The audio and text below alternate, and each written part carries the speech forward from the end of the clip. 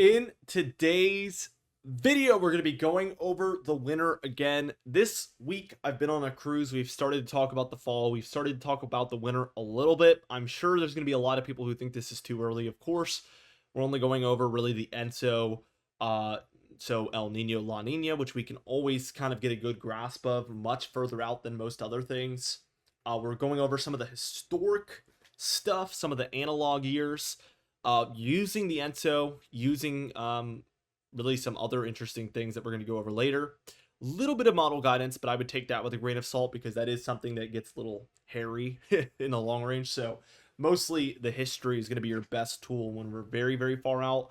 And I like to bring some content that most of you probably don't see from many other folks because, you know, people like to pay attention to it, but not really talk about it until later. I'm kind of just bringing you guys along for the whole process of when I start to think about it, the first things I start to think about, and kind of as we're trying to come up with a forecast. Obviously, we're going to have to wait a little bit for the winter forecast, but showing you guys some of the beginning process of it, which I think is really, really cool. So let's dive into it. We're looking at that ENSO first. And what we're looking at here, I'll draw in the neutral line to make things easier. We also see the dashed line there above it and below it. Everything within those dashed lines and closer to the center here is what we call a neutral ENSO, which if you're in the east, that little fine line there, it's obviously much easier for it to be above or below it.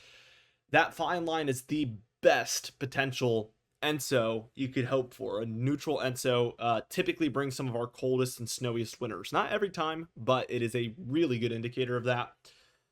Here in Southeast Virginia, historically, in a lot of areas in the Southeast and Mid-Atlantic, actually, a lot of these weaker La Ninas could be really, really cold and snowy winters as well. Weak El Ninos theoretically should as well, but in my local area, that just never really pans out. It's always neutral ENSOs and weak La Ninas that tend to be the best.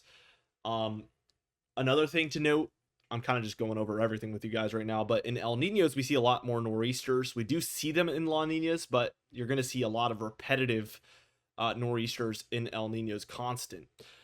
The important factor, though, is that typically La Ninas are a little cooler. So that I think that's why the southern areas do get a little bit of some better winters a lot of times in these weak La Ninas. Weak is the key word here. Once you get a little bit stronger in either direction, stronger La Nina or stronger El Nino, typically we are looking more at a warmer, less snowy winter. You want to be as close to the center as possible. As you can see, it's kind of like a spaghetti model plot. Each of these is an individual model. That green line, the darker one, is your mean average.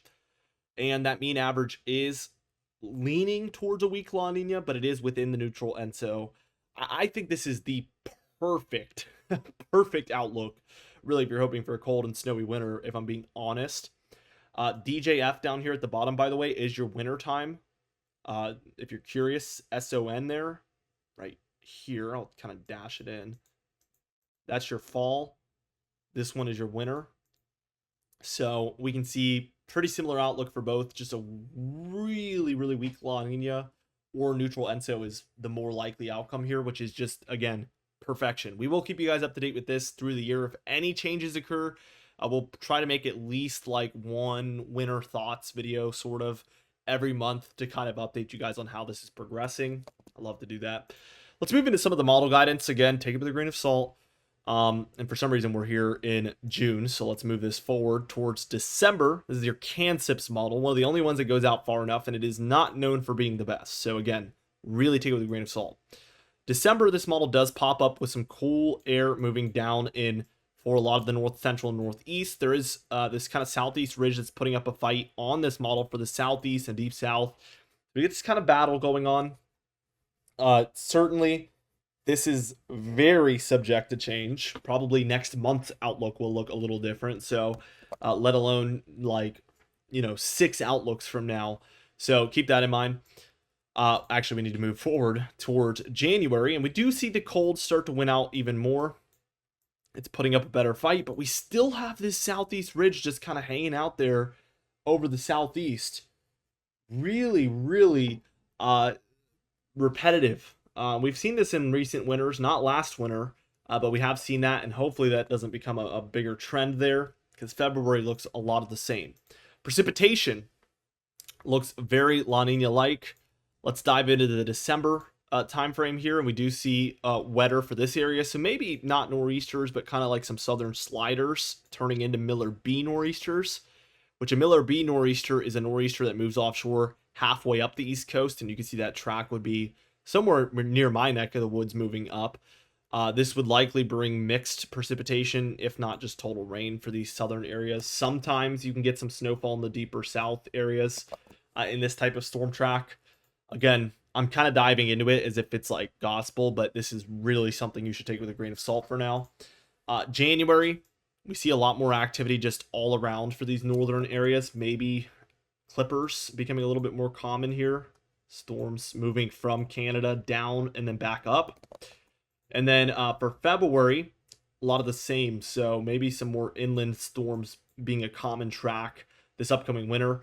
And again, we're leaning La Nina, little less nor'easter activity, which typically you would see a lot more precipitation in here if there was frequent nor'easters. So this model is kind of looking similar to a lot of what I was talking about earlier in the video. Now here's the entire winter's temperature anomalies. Much cooler to the north than average and much warmer in the south. Pretty basic. I don't know if it'll pan out exactly this way. We do see mostly a positive P&A look. I think likely we would see the cold dive further south than the east if that was the case. Of course, these southeast ridges can be really tricky.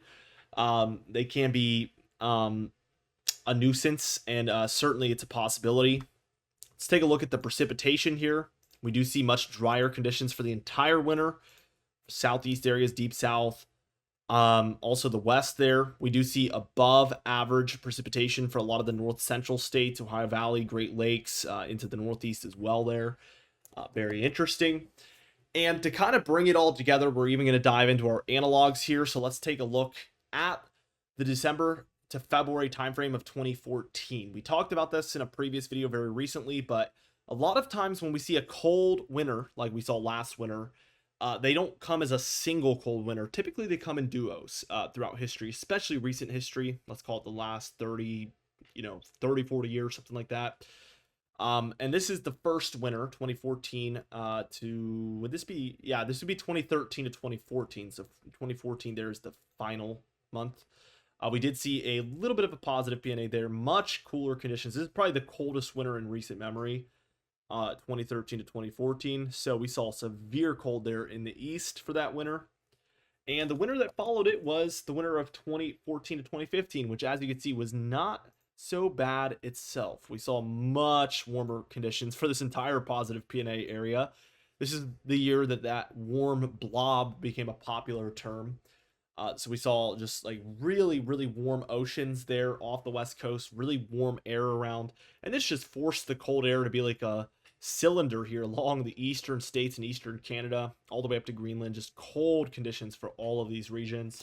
So again, there's a duo right there.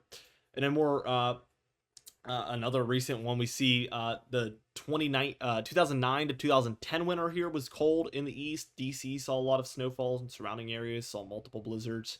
Cold in the east.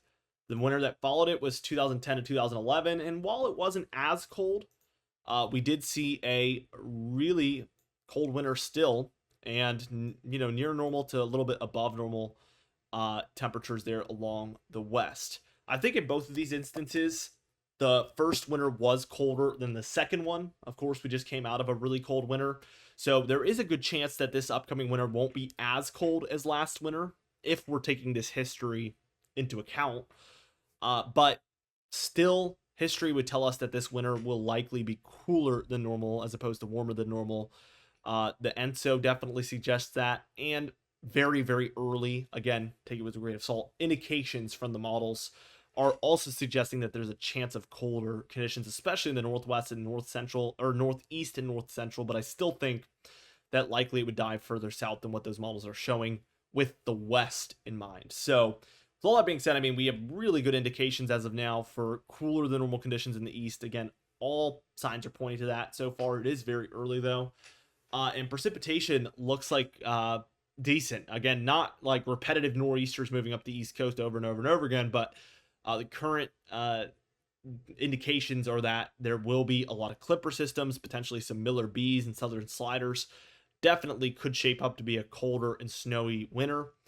I want to say as well, kind of going over the year 1 and year 2 of these duos, even though the first ones were always colder in both of these instances, I think that the second one in both cases were snowier. I want to say that 2014 to 2015 was snowier than 2013 to 2014, and I'm almost certain that 2009 to 2010 was snowier, or better yet, 2010 to 2011 was snowier than 2009 to 2010. It of course depends on where you're at, but if we're talking overall amount of just storms over and over and over again, I want to say that's accurate. I'm a little less confident in the 2010 one, but 2014 to 2015 was crazy in the Northeast with nor'easters. Whereas 2013 to 2014, I remember just being really frigid and almost blocking out a lot of the storms. So, interesting things to note. Of course, we'll have more winter content coming up. As we work our way through the summer, we're going to start to talk a lot more about forecasts for the winter. And we're really going to start to narrow it down. A lot of models are going to come on board that aren't in range yet. So we have more to talk about coming up soon. Be sure to subscribe. We upload every single day. You can even hit the bell icon for daily notifications when we upload so you never miss one. Be sure to like the video if you did enjoy it. Leave a comment down below, and I'll see you guys in the next video.